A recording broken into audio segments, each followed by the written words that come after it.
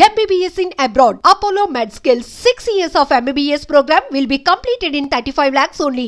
తన వైపుగా ఒక సొల్యూషన్ వచ్చింది. నిజ జీవితంలో ఇది ఈజ్ ఇట్ పాసిబుల్ అండి? ఈ వ్యవస్థను మార్చడం, వ్యవస్థను అయితే చాలా చక్కగా పోర్ట్రే చేశారు.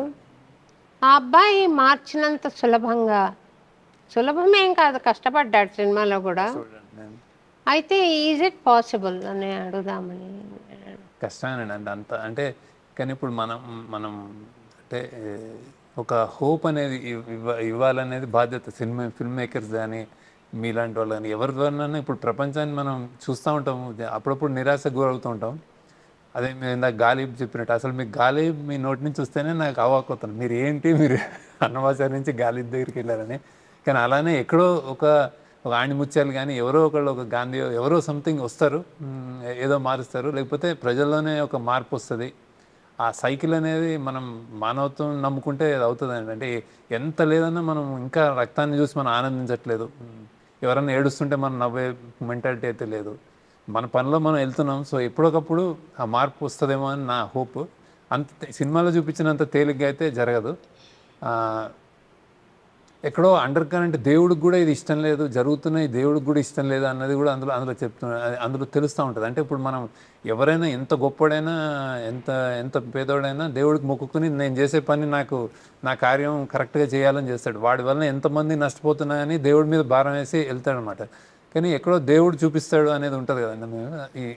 ఈ సినిమాలో అట్లా అండర్ కరెంట్ ఒక అంటే ఇట్లాంటి జరుగుతున్న వివక్షలు కానీ, ఇంత అన్యాయాలు కానీ, ఇంత అరాచకాలు కానీ దేవుడికి కూడా నచ్చదేమో అని ఎందుకు నచ్చుతుందండి? అది మనిషి చేసే పని. అండ్ దేవుడు అంటే అట్లాంటిది ఒక అండర్ కరెంట్. అండ్ ఆల్సో ఆ హోపే బేసిక్ ఎప్పటికప్పుడు ఒక తిరుగుతుంది కదా సైకిల్. మేబీ ఇది ఈ టైమ్స్ ఒక మరీ అన్యాయాలు మరీ పెచ్చుమేరిపోతే అవతారం ఏదో వస్తుంది కదా బేసిక్గా, సంథింగ్ మైట్ కమ్, అది హోప్.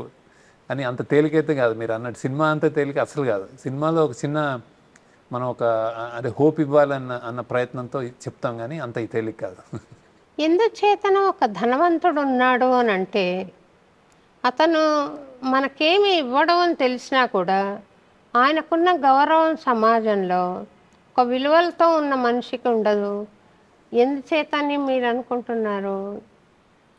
ధనమే అంతే, ధనమే విలువ అయిపోయిందండి. అంటే అంటే ఇంకా అంతే, ఇంకా ధనము పవర్.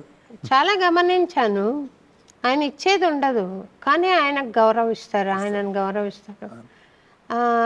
ఆయన ద్వారా ఏ లబ్ధి రాని వాళ్ళు కూడా ఆయనే గౌరవిస్తుంటారు. ఎందుకు అనేది ప్రశ్నార్థకం. పోనీ ఆ ధనవంతుడు విలువలు ఉన్నవాడా అంటే కాదు. మళ్ళీ విలువలు ఉన్న వాళ్ళు కూడా ఉన్నారండి, ధనవంతుల్లో ఉన్నారు. మనం యాక్చువల్లీ సినిమా ద్వారా కానీ అంటే మీలాంటి అంటే ఎవరైనా మనం అంటే అందరు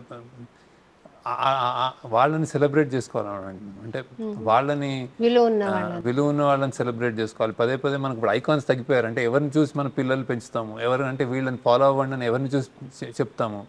అది మీరు అన్నట్టు విలువలు ఉన్న వాళ్ళని సమాజంలో ప్రతి వాళ్ళు వాళ్ళని సెలబ్రేట్ చేయాలి. వాళ్ళు మన హీరోస్ అని పదే పదే చెప్పాలి మనం. అదొక ఐరనీ. అంటే ఇది చాలా ఈ టైమ్స్ అలా ఉన్నాయి. అంటే మనం కొంతమంది ఉన్నారండి, వాళ్ళ ఆస్తిపాస్తులన్నింటినీ చాలా మంది ఉన్నారు, చాలా అభివృద్ధి కార్యక్రమాలకి, బీద జనోద్ధరణకి ఇచ్చేసి పిల్లలకి రాసివ్వకుండా ఉన్న మహానుభావులు కూడా ఉన్నారు. అలాంటి వాళ్ళు మానవత్వం మీద విశ్వాసంతో ఉన్న వాళ్ళు ఉన్నారు. దురదృష్టం ఏంటంటే అలాంటి వాళ్ళు ప్రచారాలకు దూరంగా ఉంటారు చాలా మంది. అంటే అది వాళ్ళ ఇన్బిల్డ్, వాళ్ళు ఎవరి కోసమో చేయరు బేసిక్గా. సో వాళ్ళు చేసి వెళ్ళిపోదాం అనుకుంటారు. సో అది మన బాధ్యత అని కూడా చెప్పాలంటే సినిమాలో కానీ, కథల్లో కానీ, పాటల రూపంలో కానీ వాళ్ళకి మనం చిన్నప్పుడు బాలానందం జేజేలు కొట్టండి అంటుంటారు కదా, ఏదో ఒకటి వాళ్ళకి కొడతా ఉండాలి. ఇది కలికాలం కాబట్టి వాల్యూ సిస్టమ్ మారింది. కానీ కొన్ని భవిష్యమాలిక విన్నారా మీరు పేరు? భవిష్యమాలిక అని ఒరిస్సాలో అనంత శాస్త్రి గారు అని ఒక ఆయన భవిష్యమాలిక అని రాశారు. అందులో ఇది కలికాలం క్లోజింగ్ టైం అని వచ్చేసింది అని కొన్ని ఉదాహరించారనమాట. ఓకే. ఈ ప్రకారంగా it has come to an end now. By 2034 it's going to end. World war వచ్చి మొత్తం ఒక 10% ఆఫ్ హ్యుమానిటీ మటుకే బ్రతికి ఉంటారు, మిగిలిన వాళ్ళు పోతారు అని చెప్పారు. అయితే నాకు ఆశ్చర్యము, సంతోషము, యాంటిసిపేషన్ ఉన్న విషయం ఒకటేమంటే కల్కి అవతారం పుట్టారు. ఆయన ఇప్పుడు ఒక 20 ఇయర్స్లో ఉన్నారు అని చెప్పారు. అయితే అన్నమయ్యపురం రావాలండి తప్పకుండా అని చెప్పాను. కాశీనాథ్ మిశ్రా గారు అని ఉన్నారు ఒరిస్సాలో, ఆయన ప్రచారం చేస్తున్నారు అనమాట భవిష్యమాలిక. నేను కూడా కొంత గమనిస్తాను, వాళ్ళు ఏమైనా ఆశింపుతో చేస్తున్నారా లేక సమాజోద్ధరణకే చేస్తున్నారా, భక్తిని ప్రచారం చేయాలని చేస్తున్నారని. ఆయన పాపం నాకెక్కడా దొరకలేదు అలాగా నెగిటివ్గా. ఆయన సదుద్దేశంతోనే చెప్తున్నారు నమ్మి. అయితే స్వామి ఇక్కడికి రావాలి కల్కి అవతారము అని అన్నాను. నువ్వు అంత భక్తిగా వేడుకుంటున్నావు కదమ్మా, వస్తారు అన్నారు. చూడాలి. మీరు ఒక చెత్త క్రియేట్ చేశారు కదండి, అందులో నుండి ధనుష్ను అమ్మాయి రష్మిక బయటికి వస్తారు కదా, అది నిజమైన చెత్త అంటారా? అది అంటే నిజంగా దంపేయాడండి చెత్తకుండే. మేము వీళ్ళు వచ్చిన చోట కొన్ని క్రియేట్ చేసాం అనమాట. కానీ ఆ ఏరియా అదంతా చెత్త ప్రదేశం మొత్తం. అంటే వీళ్ళు దిగింది మాత్రం కొంచెం మేము క్రియేట్ చేసాం, కానీ చుట్టుపక్కల అంతా ఇంకా ఆ కంపు అది నిజమైన చెత్త డంప్యాడే. అలాంటిది సెలెక్ట్ చేసాం. ఎందుకంటే ఆ బాంబేలో అది ఉంది, దాని పక్కన మళ్ళీ ఒక పెద్ద బిల్డింగ్ ఉంటుంది, ఆ పక్కనే రైల్వే స్టేషన్ ఉంటుంది. సో అలాంటిది నిజంగానే చెత్త డంప్ యార్డ్ అనమాట. అన్ని వ్యాన్లు వస్తుంటాయి, డంప్ చేస్తూ ఉంటాయి. దాని పక్కన మనం కొంచెం వీళ్ళు వెళ్ళే విధంగా కొంచెం చదువు చేసి, కొంచెం నడిచేటట్టు చేసి కొంచెం అని చేసాం. కానీ అక్కడ వెళ్ళడం చాలా ఇంపాసిబుల్ అండి, చాలా కష్టతరం. మిమ్మల్ని మెచ్చుకోవాలి, యాక్టర్స్ని చాలా మెచ్చుకోవాలండి. ఇద్దరు హీరోయిన్ ఆమె చాలా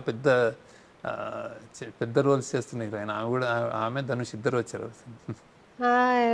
సక్సెస్ మీట్లో ప్రోగ్రామ్ జరుగుతున్నప్పుడు ధనుష్ చెప్పారు, మీలాగా మిమిక్రీ చేశాడు ఆయన. No no no no no real real real అని చెప్తున్నాడు. రియల్ చెత్త ఉంది కానీ వాళ్ళు మేనేజ్ చేశారు అక్కడ. చుట్టూ వాళ్ళు ఉన్న ప్రదేశం మటుకు మేము కొంచెం క్లీనప్ చేసి దాన్ని దిగేటట్టు చేసాము. లేకపోతే దిగబడిపోతారు కదా, అట్లా దిగకుండా కొంచెం వేరే వేసి అట్లా చేసాము. అంటే రియల్ ఎఫెక్ట్ రావడానికి ఆర్టిస్టులు ఎంత కష్టపడతారా. అండ్ ఈ సినిమా మొత్తం చాలా ఎక్కువ బాంబేలో రోడ్స్ మీద అవి చేసాం. అన్నీ చేశారు వాళ్ళు. నాగార్జున గారు కూడా ఇద్దరు అందరూ.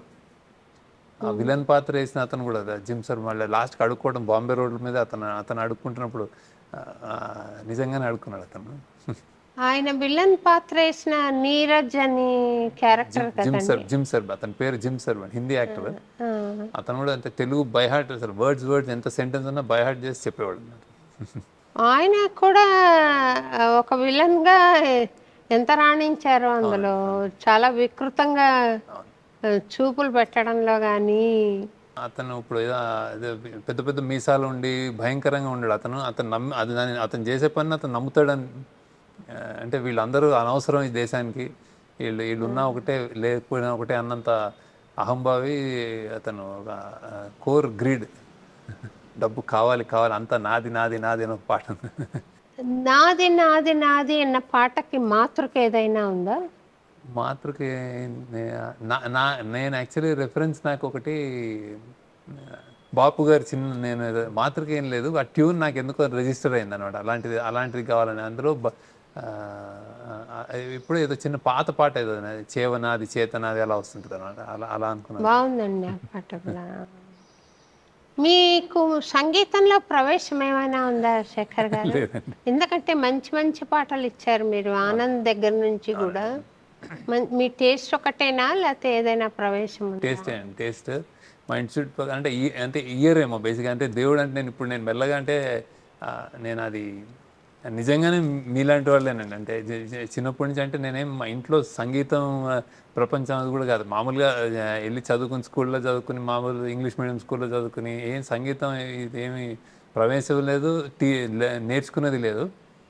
కాకపోతే ఏమైనా చిన్న మా తెలుగు మాస్టర్ ఉండేవాడు మన ఇక్కడే, నేను హైదరాబాద్లో చదువుకున్నాను. అతనంటే బాగా అభిమానం ఉండేది. అతను పాడుతూ ఉండేవాడు ఇట్లాంటివి. అండ్ దూరదర్శన్ రేడియోలో, ఆల్ ఇండియా రేడియో, దూరదర్శన్ బాగా మోగుతూ ఉండేది ఆ రోజుల్లో. సో ఎప్పుడు అంటే ఏదో ఒకటి వినిపిస్తూ ఉండేది. ఎక్కడి నుంచో పొద్దున్న వందే మాతరం దగ్గర నుంచి రేడియో పెట్టగానే సంస్కృత పాఠం దగ్గర నుంచి అట్లాంటివన్నీ వినటం అలవాటు. నిజంగానే మీ ఆగమనం ఉంటుంది కదా దూరదర్శన్లో, ఒక చిన్న అసలు మీరు చిన్నగా ఉండేవారు కదా. అదే భావింప సకల సంపద రూపం అని మీరు ఎత్తుకునేవారు కదా. మీది ఏం పిచ్చి ఏం పిచ్చి అనుకునేవాళ్ళం అన్నమాట. సో అక్కడి నుంచి మళ్ళీ అదివో అదది అని స్టార్ట్ చేసి మళ్ళీ ఆ కొండలలో నెలకొన్న కోనేటి రాయుడు ఇవన్నీ అన్నీ కాన్స్టెంట్గా వినిపిస్తున్నాయి. ఆయన కూడా బాలకృష్ణ ప్రసాద్ గారిని, త్యాగరాజ కీర్తన, ఎంఎస్ సుబ్బలక్ష్మణ్ ఇవన్నీ విని అండ్ రేడియో తెలుగు పాటలు, పాత ఘంటసాల పాటలు ఇవే దీనికి మించి ఏం కదండి. దీనికి మించి చాలా సంతోషం. మీకు అన్నమాచార్య కీర్తనలు చాలా చాలా అందులో నేను పాడిన కోట్ చేస్తుంటే నాకు చాలా సంతోషం కలుగుతుంది. కృషికి కొంత ఫలితం. మీరు చెప్తున్న వాళ్ళు చిన్నక్క మీలో ఒక ఫోకిష్ ఉండేది, ఒక మోడర్నెస్ ఉంటుంది. డింగ్ డింగ్ డింగ్ అని ఒకటి పాడారు. అది ఏంటి డింగ్ డింగ్ అనేది ఒకటి ఉంచేది. మీరు అదేం పాట గుర్తు రావట్లేదు నాకు. వెంకటేశ్వర స్వామిని అంటే మీరు కొలిచే విధానం ఉంటుంది కదా, కొంచెం అప్పుడప్పుడు ఒక మోడర్నిటీ ఇచ్చి ఒక దాని అదంటే ఊపు ఇచ్చే విధంగా, అంటే ఆ భక్తిలోంచే ఒక అంటే చిరుతునవ్వుల వాడి చిన్నక్క ఫోక్లోర్ అండి. ఫోక్లోర్ మామూలుగా తోడి అంటే తోడి రాగం చాలా గమకంతో కూడుకొని గంభీరంగా ఉంటుంది. ఆ స్కేల్ని తీసుకుని నేను ఫోక్లోర్గా మలిచాను అనమాట. ఎందుకంటే ఆయన చిరుత అన్నట్ల చిరుత నవ్వుల వాడు చిన్నెక అంటున్నాడు, చిన్నక్క అన్నట్ల. ఆ గ్రామ్య భాషలో ఆయన పాడినప్పుడు మనం కూడా దానికి ఫోక్లోర్ లాగా ఇస్తే బాగుంటుందని, అవన్నీ దైవీకంగా వచ్చినవేనండి. తందనాది ఫిలాసఫీ ఆల్మోస్ట్ ఇప్పుడు మన కుబేరాలో చెప్తుందండి, అందరూ ఒకటే అన్నట్టే కదా బేసిక్గా. ఇప్పుడు ఫైనల్గా అంత గొప్పోడు, ప్రపంచాన్ని శాసిస్తానన్నాడు. ఏదైతే మన అడుక్కునేవాడికి ఒక చిన్న 2 కట్టెలు చేసి పంపిరా, వచ్చే జన్మ కూడా నాకు అడుక్కునే జన్మ లేదనేవాడు. అతను అపర కుబేరుడు, ప్రపంచానికే శాసించేవాడు. ఆ చావు చెత్తకుండలో ఒక కట్టెలు కూడా లేని చావు అది బేసిక్గా. అలా అదే నేను అంటే అలాంటి సమానత్వం ఉంటుంది కదా ఇక్కడ, అది జరిగినట్టుంది. అన్నమాచార్య కీర్తన అది నాకు నోట్లోకి రావట్లేదు. బ్రహ్మం ఒకటేలో మొత్తం చెప్పేశాడు ఆయన. అయితే ఈ మండన్న పాత్ర కూడా చాలా బాగా మలిచారండి. అమ్మాయి ఈ డబ్బులు తీసుకొని పో అంటే కొంచెం సంతోషం చూపిస్తుంది, ఆ డబ్బులు వచ్చాయని. కానీ పాపం చివరి దాకా ఉండి నువ్వు ఇది తీసుకెళ్ళిపోయి నువ్వు మంచి వ్యాపారం చేసుకో ఎక్కడన్నా అని చెప్పడం తన వ్యక్తిత్వాన్ని చూపించే లక్షణంగా మీరు పెట్టారు. చాలా మంచి క్యారెక్టర్, మంచి పాత్రగా మిగిల్చారు. ఎప్పుడు నా చావు నేను చేస్తాను, నీ చావు నువ్వు చావు అనకుండా అమ్మాయి చివరి దాకా అంటూనే కూడా అలాగే ఉంది. ధనుష్తో పాటి మంచి పాత్ర అండి ఆ అమ్మాయిది కూడా. తనకి ఇంతవరకు అలాంటి పాత్ర, వాల్యూ బేస్డ్ పాత్ర చేయగలుగుతుంది, ఏదైనా చేయగలుగుతుంది అండి ఆవిడ. ఇది ఫస్ట్ మంచి పాత్ర. అంటే అమ్మాయిలు మేము అడుక్కుంటాం ఏదో విధంగానే, అదొక చెప్పడం. ఇలా వాల్యూ బేస్డ్ వాళ్ళు ఉండడం సినిమాలో చాలా సంతోషం అనిపిస్తుందండి. అది సినిమా ద్వారా ఒక మెసేజ్ ఇవ్వాలి, ఒక సందేశం చెప్పాలి అంటే that is the best media నాకు తెలిసి. నాకు కొంచెం సంకోచంగా ఉంది కానీ నేను ఒక మాట చెప్పాలి. నేను ఒక సీరియల్ తీశానండి, 6 ఎపిసోడ్లది నేనే డైరెక్ట్ చేసి. అది అందులో కాంప్రమైజ్ అవ్వాల్సి వచ్చింది చాలా చోట్ల. అన్నమాచార్య సీరియల్ తీశాను. ఎప్పుడైనా మీకు టైం ఉన్నప్పుడు ఒకసారి చూపెడతాను. అది 6 ఎపిసోడ్లు ఉన్నాయి. తప్పకుండా చూస్తాను. నేను 108 ఎపిసోడ్లకు ప్రిపేర్ అయ్యాను. కాకపోతే వాళ్ళు ఫస్ట్ విడతగా 6 ఇస్తాము కమిషన్ సీరియల్కి అనడంతో ముగించమన్నారు, ముగింపు చూపించమన్నారు. 6 ఎపిసోడ్లలో చేశాను అనమాట.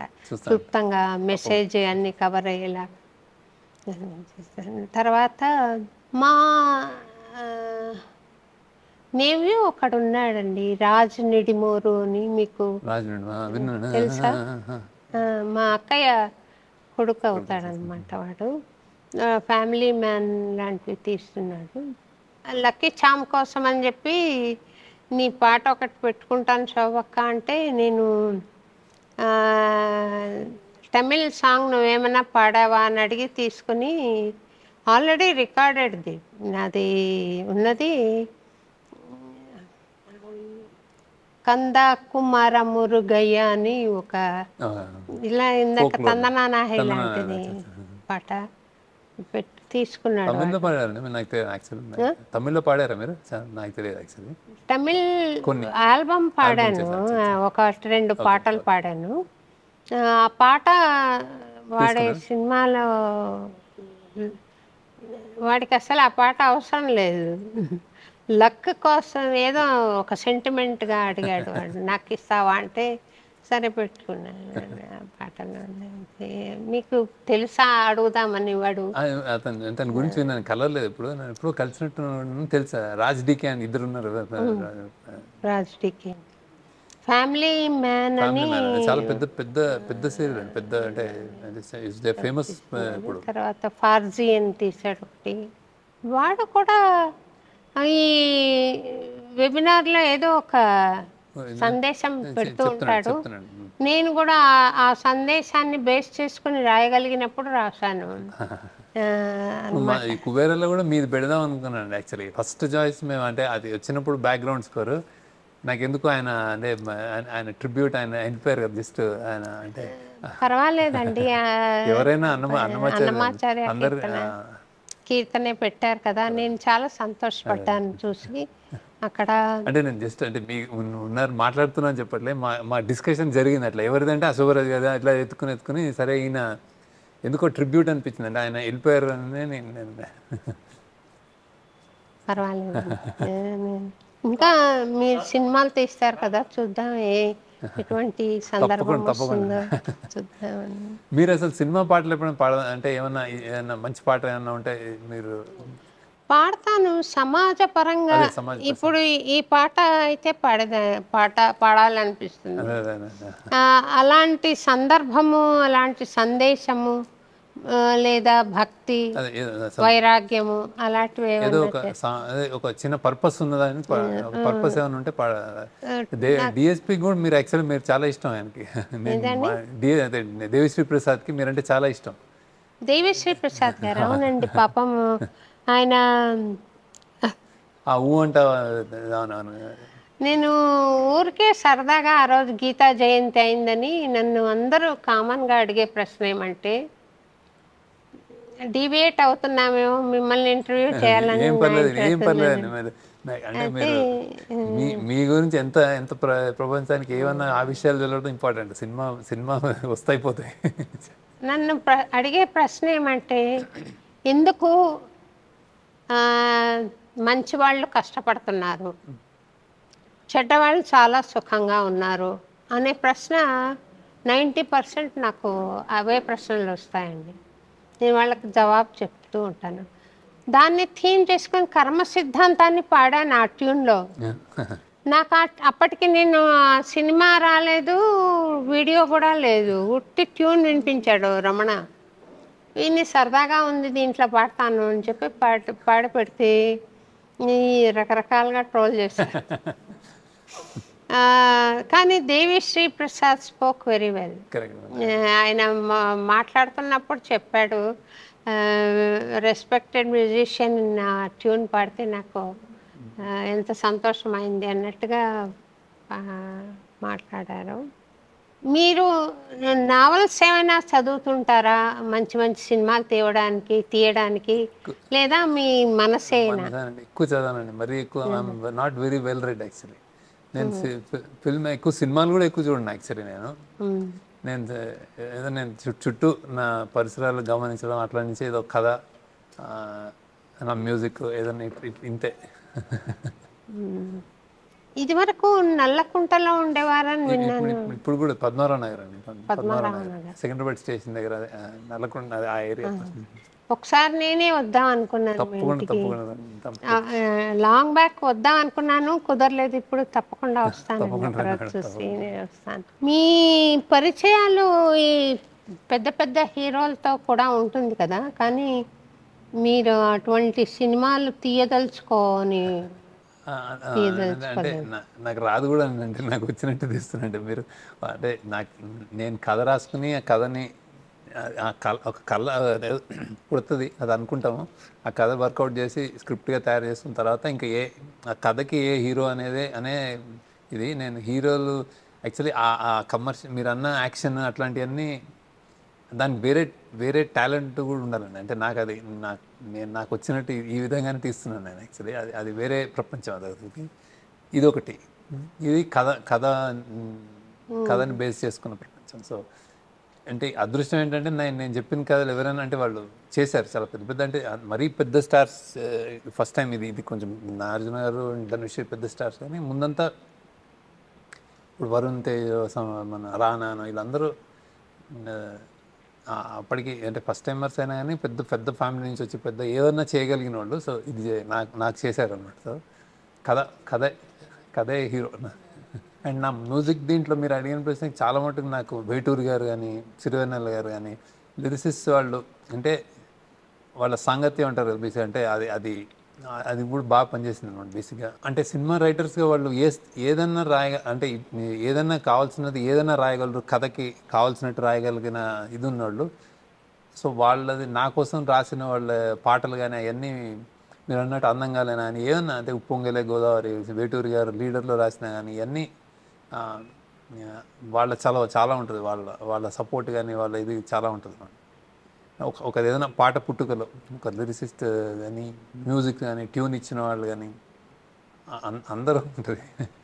నేను యాజ్ అ డైరెక్టర్ అదే మీరు అన్నట్టు ఆ టేస్ట్ ఉండి పిక్ చేసుకోవడం అంటే ఈ సినిమాకి ఇది కావాలని పిక్ చేసుకోవడం అంతవరకు చేయగలుగుతాను నేను. క్రియేటర్స్ వాళ్ళే యాక్చువల్లీ. రాజకీయంగా మీరు ఆలోచన చెయ్యండి, లీడర్ సినిమా తీయడానికి వీలు పడదు కదా రాజకీయ పరిస్థితుల్ని చూడండి. ఆ రాజకీయంలో మార్పులు తేవడానికి ఏమైనా మీరు కృషి చేస్తున్నారా? అది మనం చేయలేమండి. అది అంటే నా వల్ల కాదు. అంటే బేసిక్గా డైరెక్టర్లు, ఫిల్మ్ మేకర్లు జనరల్గా అంటే కొంచెం సెన్సిటివ్ ఉంటారండి. రాజకీయాల్లో ఇప్పుడు యాక్చువల్లీ దక్కముక్కింది నాకు బాగా. సో అది కుదరదు. ఇంకోటి ఏంటంటే నేను ఒకటి లీడర్ తీసినప్పుడు మన ఆశ ఉంటుంది కదా, ఒక సామాన్యుడి ఆశ. అంటే నాకు పరిచయం ఉంది, ఇలా జరుగుతుంది అనే అవగాహన ఉంది. కానీ ఒక సామాన్యుడి కోరిక ఉంటుంది కదా, మాకు ఇలా ఉంటే బాగుంటుంది, లేకపోతే ఇప్పుడు కుబేరాన్ ఇలా జరిగితే బాగుంటుంది అనే ఒక విజువల్ థింకింగ్ తోటి మనం హోప్ తోటి ఇది తీసి ప్రజెంట్ చేస్తాము. కానీ నేను అందులో చేయగలనని కానీ నేను ఏమైనా మార్పు చేయగలనని అనుకోవట్లేదు. కానీ అంటే సామాజిక పరంగా బేసిక్గా నేను మనకి అంటే ఆ సంబంధం లేకుండా మీరు ఇప్పుడు ఇది పెట్టారు, ఇది చేస్తారు, అదే ఎవరికి తోచినట్టు ఆ డైరెక్షన్లో నాకు తోచినట్టు ఇది చేస్తూ ఉంటాను. కానీ పాలిటిక్స్లో అవగాహన ఉంది బాగా, కానీ నేను చేయగలను అనుకోవట్లేదు యాక్చువల్లీ. చేయడం అదేనండి, సినిమా తీసి ఇన్స్పైర్ చేయడమే మీరు చేయగలిగిన నా క్రాఫ్ట్ అదే కాబట్టి దాంట్లో మంది నాకు చాలా అవగాహన ఉంది యాక్చువల్లీ. చాలా ఆ దిశగా మీరు ఇంకా 2-3 సినిమాలు పొలిటికల్ సినారియో బేస్డ్గా తీసి, అంటే ఓట్లు కొనుక్కోవడం కానీ, తర్వాత ప్రామిస్ చేయడం, ఉచితాలు చెయ్యకపోవడాలు, ఇలాంటివి ఏవి లేకుండా స్వచ్ఛంగా ఒక లీడరు సేవ దృక్పథంతో రావాలి అనేది కాన్సెప్ట్గా మీరు కథలు ఏమైనా రాసి తీస్తే బాగుంటుంది. మీ పద్ధతి బాగుంది, చెప్పడం బాగుంది, కాబట్టి తప్పకుండా ఇన్స్పైర్ అవుతారు. జనంలో ఒకసారి అవేర్నెస్ వచ్చింది అనుకోండి కష్టం. మీడియా ఎంత ఇన్ఫ్లుయెన్షియల్ అని అంటే, శివబాలయోగి గారు రామదాసు సినిమా చూసి ఒక మహాయోగి అవ్వగలిగాడు కదా. నేను కూడా మీకు చెప్పాలనుకున్నది, నేను డివోషనల్ మ్యూజిక్కి కమిట్ అయ్యి ఇందులోనే ఉండడానికి కారణం కూడా, మా అమ్మ చిన్నతనం నుండి పాడేదండి డివోషనల్స్, అవన్నీ నాకు వచ్చు. తర్వాత లవకుశ సినిమా, లవకుశ సినిమా నేను ఫస్ట్ చూసిన సినిమా తెలుగు సినిమా, తెలుగు కానీ ఏదైనా అదే ఫస్ట్ చూసి, అసలు రామారావు గారిని ఎప్పుడైనా నేను చూడగలుగుతానా, రాముడుగా కృష్ణుడిగా మళ్ళీ చూశాను, శివుడిగా చూశాను. నేను వాళ్ళందరూ ఎక్కడో ఉంటారు వేరే లోకంలో అనే చిన్నతనంలో భావన. కానీ ఏ టైంకి ఆయన నన్ను సౌత్ జోన్ కల్చరల్ సెంటర్లో, సౌత్ సెంట్రల్ జోన్ కల్చరల్ సెంటర్లో మెంబర్గా వేసి హనుమాచర కీర్తనలు పాడుతున్నప్పుడు, ఆయన పొడగంటిమయ్యా మేము పురుషోత్తమ అందరూ, పురుషోత్తమ కీర్తన పాడండి అని అడుగుతారనమాట. పడగలమయము పాడండి ఇలా అడిగేవారు. ఆయన ఇన్ఫ్లుయెన్స్ తప్పకుండా ఉంటుందండి. మీరు తీస్తే సినిమా చాలా, మా అమ్మ 93 years బ్రతికారండి ఆమెకు క్యాన్సర్ అని తెలిసింది లాస్ట్లో. వీల్ చైర్ మీద నేను గోదావరికి తీసుకెళ్ళాను. వీల్ చైర్ మీద తీసుకెళ్ళి చూపిస్తే మా అమ్మ ఎంత సరదా ముచ్చట పడిందో, అందంగా లేనా అని ఇలా అనేది, పాట పాడుతూ అనేది అనమాట. సో ఎనీథింగ్, అది భక్తి భావన కావచ్చు, శృంగారం కావచ్చు, హాస్యం కావచ్చు, as long as it is not indecent, it is appreciable. అమ్మ ఆ ఏజ్లో పాడింది ఆ పాట, ఇలాంటి భలే చేసింది ఆ పిల్ల అని. మా అక్కయ్య కూతురు అలాగే ఆ క్యారెక్టర్కి దగ్గరగా ఉంటుంది అనమాట. శీతల్ గుర్తొస్తుంది, శీతల్ గుర్తొస్తుంది అనేది అనమాట. నేను 4 సార్లు ఏమో చూసానండి గోదావరి. తర్వాత హ్యాపీ డేస్ మా స్టూడెంట్స్ అందరితో వెళ్ళాను, హ్యాపీ డేస్కి వెళ్ళాను. చాలా బాగున్నాయి సినిమాలన్నీ.